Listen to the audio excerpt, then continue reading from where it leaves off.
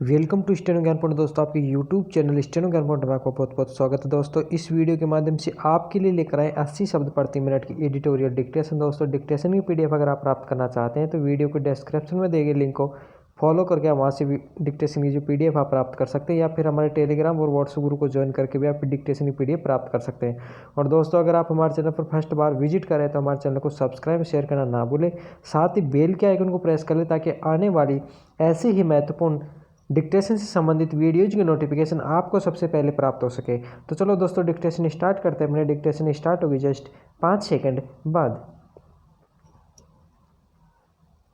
Yes start.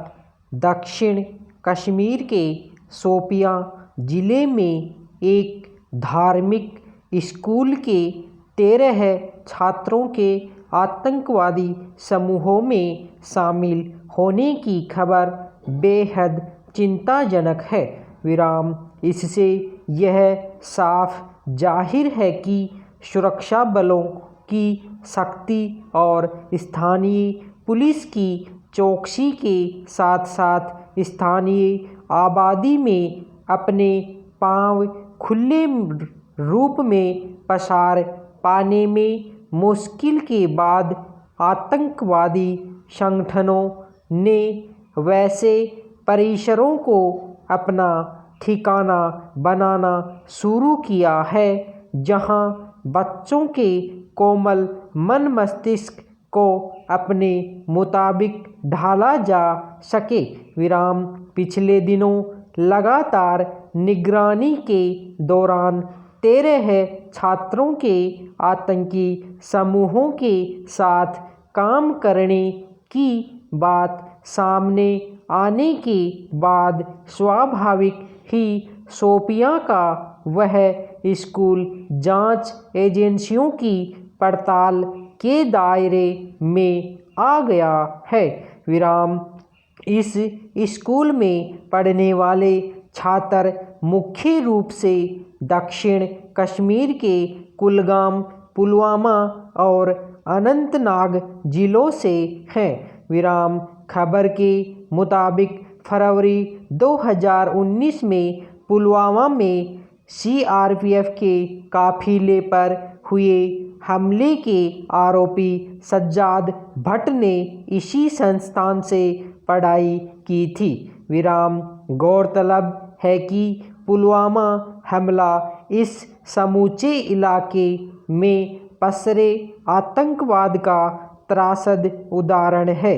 विराम। सवाल है कि शोपियां के इस धार्मिक स्कूल में किस शैली की पढ़ाई हो रही है कि वहां से निकले कुछ युवक आतंकवाद का रास्ता अख्तियार कर लेते हैं। विराम पैरा।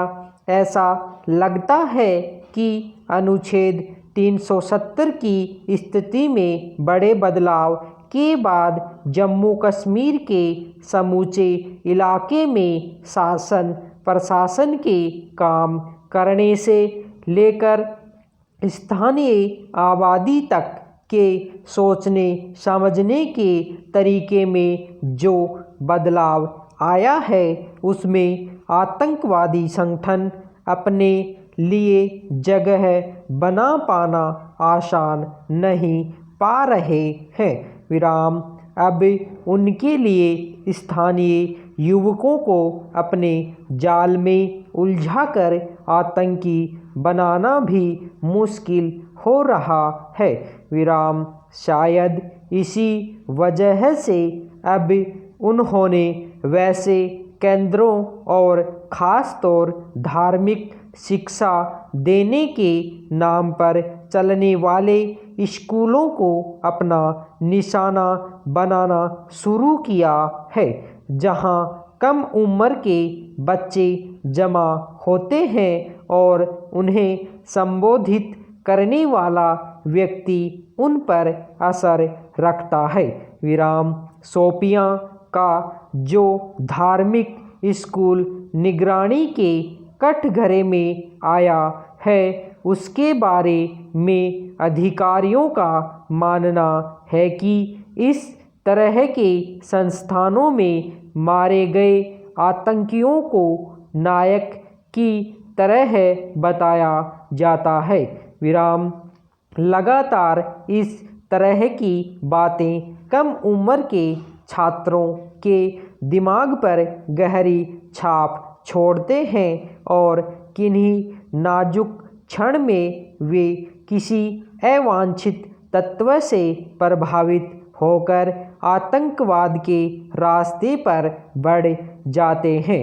विराम मुश्किल यह है कि उन्हें इस मसले पर समझाने और इसका नुकसान बताने वाला कोई नहीं होता है। विराम बाद में जब वे कानून के शिकंजे में फंसते हैं तब तक बहुत देर हो चुकी होती है।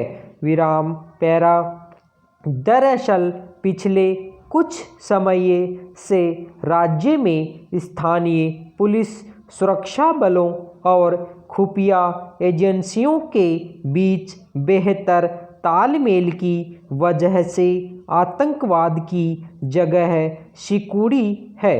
विराम लगातार आतंकवादी घटनाओं और उस पर प्रशासन की सख्त प्रतिक्रिया की वजह से उनके ठिकाने भी खत्म हुए हैं।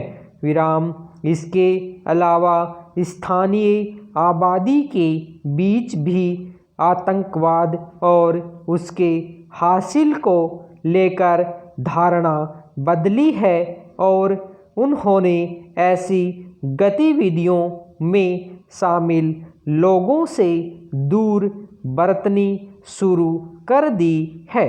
विराम यही वजह है कि अब उनके निशाने पर कम उम्र के बच्चे आने लगे हैं और स्थानीय स्तर पर चलने वाले स्कूलों के संचालकों की मिलीभगत से वे अपने एजेंडे को पूरा करने की कोशिश कर रहे हैं। विराम ऐसे अनेक मामले देखे गए जिनमें कुछ केंद्रों में छात्रों को आतंकी संगठनों में शामिल होने के लिए उकसाया गया। विराम यह जितना आतंकवाद से लड़ते समूचे तंत्र के लिए चुनौती है, उससे ज़्यादा वहाँ के लोगों को सोचने की ज़रूरत है कि अगर उनकी भावी पीढ़ियों को आतंकवाद की आग में झोंका जाता है तो इसका हासिल क्या होगा। विराम। धन्यवाद।